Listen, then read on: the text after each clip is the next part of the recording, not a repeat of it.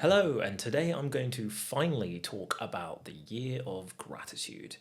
That was today's theme. Today's theme, this year's theme, and it went fantastically. I loved this year because of my year of gratitude. So I'll explain a little bit about why I decided to go with the year of gratitude because it wasn't the theme I was going to go with. I actually decided to change my theme in the last 2 days of the year from I can't actually remember, but it was way more about performance and excellence. It might have been the year of excellence where I strived to do the best job that I could with everything. And I moved it entirely to the year of gratitude, which is a hard pivot. And it was something that came up in the final 2 days. I was on a solo retreat in Morocco, and I was really just reflecting on how the year had gone. I spent a lot of time in that retreat sleeping and just lying in bed in not really a depressive state, but just an exhausted state. And I was really thinking about what would be nourishing and something that would feel really motivating and nourishing. And what I ultimately came up with was the people in my life that feel like they have the most energy and the most optimism towards life were the people who just seem to naturally be really grateful for the life that they have. And they have this instinct that's really just innate, that they notice the things that they're grateful for and they spot things to celebrate every single day. And those can be small things, but they can also be big things. And the thing that I loved about these people is that when I was around them, I was able to see new, shiny, beautiful things about life because of the way that they saw the world. They would be the ones to spot a flower growing out the pavement or a cute interaction between a mother and a child on the street. And these were the people that really felt like they embodied the joy of life. And whenever I was around them, I loved being around them, and I felt myself be more positive and more grateful. And the way they talked about life was so fulfilling and just nourishing. And when I thought about myself, I realized that my disposition is not like that at all. My disposition is really one of criticism and scrutiny, and not in a self-flagellating way, in a way that is self-critical, in a way to improve. And I think that's really served me well. I have a brain that ultimately tries to find the inefficiencies and the faults and the ways and the weaknesses, and all of that culminates in someone who is always looking to improve. I find these faults in a way to in an optimistic way, in order to improve the way that I can be, and kind of why I'm doing these yearly themes in a way. But that part of my brain also doesn't allow me to celebrate the great parts of life and the parts of life that are worth celebrating and worth finding joy in. I'm always very quick to move on from achievements or not even ponder the things that are going well for me. I'm always looking to try and improve the things that aren't going well for me. And because of all of that, I decided that the best theme for me would be the year of gratitude. Initially, I was thinking about optimism or happiness, but I thought that the year of gratitude was more of a foundational thing that could seep into optimism and happiness. And I think I was right. I think that when I think of the people who are the happiest in my life, they are the ones that are the most grateful, and they have a disposition towards being grateful. And look, some of these people, they're positive because their life is kind of great. I'm not going to lie. Some of these people, their lives are just fantastic. They're rich. They have jobs that they love, and all of that culminates in a life that allows them to be happy and grateful for things.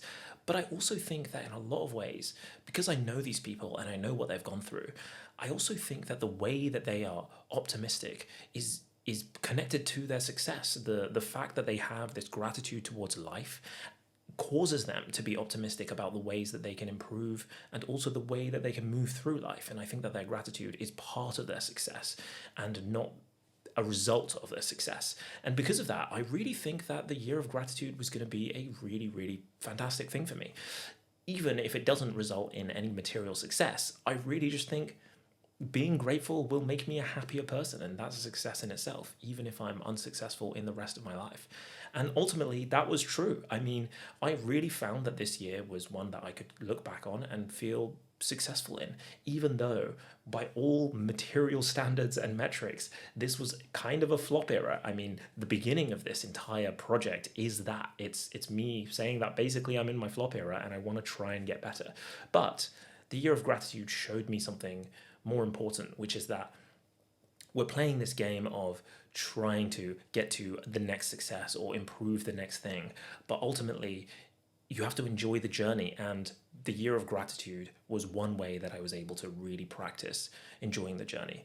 I think that this is one of the biggest demonstrations, at least for me, that changing your disposition through your year theme is an extremely successful way to use yearly themes. So how did it go? For me, I mean, there's a lot to talk about, and I kind of wanted to do this in a more of a reflective zone, but I'm kind of doing it last minute before I go to sleep. So I don't have all of my thoughts organized, and maybe I'll do a second part talking about the details of my yearly theme. But effectively, when I started the year, I actually found it really, really difficult to be grateful. And because of that, and let me explain a little bit why. I wasn't finding it hard to do this exercise intellectually. Intellectually, it's pretty easy to be grateful for stuff. You just look around and say, well, look, I had this meal. I'm grateful for this meal. It's warm. I'm wearing a cozy jumper. I guess I'm grateful for that. But ultimately, all of these things are things I'm grateful for in my head and not in my heart. I'm not feeling grateful. I'm thinking grateful. And because of that, I just never really connected with the year theme, and I really struggled. So in February, end of February, I think, I basically decided to message the people that in my life that inspired me to do this gratefulness exercise and ask them, hey, how do you stay grateful? How do you practice gratefulness? What makes you grateful? And a lot of them were like, I don't know, mate. Like, I'm just grateful. That's just the way I am. That's the way I have been always. Some people said, oh, my family have always practiced gratefulness, and so that was just embedded in my life. And ultimately, these are kind of useless answers for someone who is dispositionally different. A lot of these people are dispositionally grateful because of the way they are, or the way they were raised, or inexplicable things that happened in their life early on in their life. So that was pretty hard to reconcile with. I didn't really know how to practice gratefulness because the people who were inherently or intuitively, instinctively grateful, they just were. And I didn't know how to become that. And ultimately, what I realized is over time, I spent like 3 or 4 months sort of just grinding through just intellectually being grateful for the stuff, even though I didn't feel it in my heart. And over time, I started to notice things that I could continually be intellectually grateful for. So at the beginning, I had to prompt myself. At the beginning of the day, I would have a post-it note saying, what are you grateful for? And I had to say something that I was grateful for. But after a couple of months, I would notice things and say, oh, I could be grateful for that tomorrow. When I wake up and I have to ask myself this question, that's something that I can say. All of that was not in my heart. That was all in my head still. But I think you can see that there's a transition happening there where actually the fact that I was noticing, hey, I could say that I was grateful for that tomorrow, is in a way something that was more instinctual, even though it felt like it was an intellectual exercise and not in my heart. I actually think it was beginning to chip away at my soulless, stone cold heart around gratefulness, because I'm instinctively doing that rather than being prompted to do that. Over time, that instinctive noticing of things that I could be grateful for intellectually became an instinctive noticing of things that I was deeply grateful for in my heart. And the first time that happened to me, I actually felt emotional. It was an overwhelming feeling to feel the emotional feeling of gratefulness rather than the intellectual, I'm grateful for that because that was cool. And because of that, I really started to change the way that I noticed things. There would be many times in my life that I would notice that I was feeling grateful for something, and I decided to cultivate that feeling and really reflect on that. And sometimes that energy started to cultivate in a world in which I started to just move through life in a way that was way more grateful for things, and grateful for things that feel silly and sort of feel like live, laugh, love energy, in the sense that I remember I was reading a book on the train recently, and a couple of days before that, I had been reading about the literacy crisis in America when there was a change in the way they taught reading from phonics to this other way of teaching in certain states. And it left a generation of kids really struggling to read because they just hadn't built those core skills. And while I was reading this super interesting book, there was a moment where I just realized, like, I'm really thankful that I'm able to read this book and I was taught to read. And literacy is such an important part of my life, and being able to seek knowledge is such a beautiful part of life that I'm able to participate in. And that's something that feels really basic. And I think if I had had that realization at the beginning of the year, it would just be like, oh, I'm grateful for reading. But at the end of the year, it felt really profound. The fact that I was able to enjoy this book, and also the fact that I was able to seek knowledge because I had this fundamental core of literacy, felt really revolutionary to me. I was so grateful that I was able to seek knowledge in ways that had completely changed my life. The internet and being able to self-teach myself and seek knowledge are all things that are completely transformative, and are things that for many, many years and in many, many areas, people fight to preserve, particularly when it comes to, if you think about, gender differences in education and whatnot. So all of that was a natural, spontaneous feeling of gratefulness over something that was so benign, just reading a book on the train. And ultimately, that is the transformative disposition that I had across this year, from the beginning where I was literally waking up and going, I guess I'm grateful for warmth because I'm in my cozy bed, or I guess I'm grateful for electricity because I like my computer, to at the end being like, I'm grateful for reading, and in a way that's really meaningful to me, rather than something that's just super surface level and intellectualized. It felt like it really hit me in my heart. And I really loved that as a demonstration. Thinking about it, I really loved that as a demonstration of what it means to be grateful. And I found my life to be a lot happier, even though I've had a really, really tough year in terms of my health and the complications around that, and a bunch of other stuff and work, and there's been a lot of challenges. I've found myself to be extremely, extremely positive, relative to myself, relative to me a year ago. And a lot of that is because of this practice of gratitude. And one thing that's come out of this that I really love is that I found myself saying Alhamdulillah, which means thank God, a lot this year. And that feels really great for me. As a religious person, as a Muslim, it's great to be able to express that authentically rather than sort of habitually, and to feel that. And so most people watching this are probably not religious, and probably not Muslim, but you can still be thankful and grateful in your life in a non-religious way.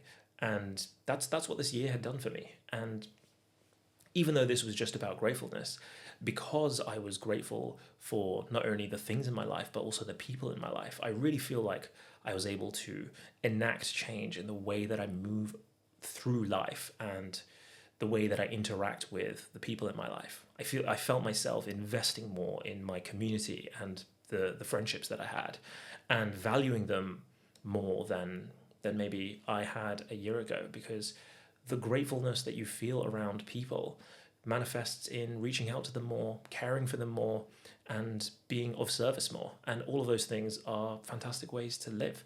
So ultimately, the year of gratitude was, I think, the biggest resounding success that I've ever had. And that's because it made me a happier person and made me a more grateful person, which is just a brilliant way to be. I think those are all of my surface level thoughts around the year of gratitude. Obviously, it's super fresh and it's this year, so I'm sort of doing that reflective portion now.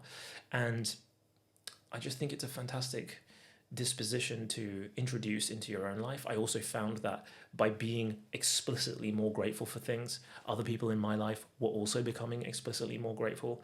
I'm in a Discord with a bunch of my friends, and I decided to create a gratitude channel where we could just type things. This today I'm grateful for this. And what was really fun about it was I just started it because I wanted to practice gratitude.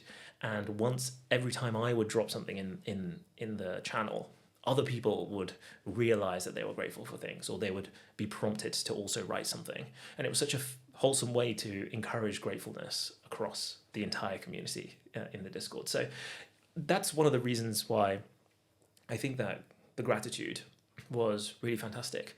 And I kind of really see how the positive effects of being grateful result in other successes that are kind of unexplainable in a sort of direct cause and effect ways. The positivity that I really feel like it translated into people being happier around me, and that making me feel like I can work more or be more productive, or the energy that it cultivated was extremely positive. And this year has been extremely tough, but I feel much better for ending the year with an immense amount of gratitude rather than an immense amount of things to feel critical about. And that's not to say that I don't have that self-evaluative critical lens, but it's just way more useful to me because I can also balance it with the things that I'm grateful for. And what I've also realized is that in order to improve, you also have to be able to notice the things that you're doing well and the things that you can be celebrating. And that's a part of the self-critical lens that I actually have been able to cultivate. So in a way, my self-improvement has also improved. And that's all fantastic. So that's the year of gratefulness, or the year of gratitude. And I have loved this year, and that's been great.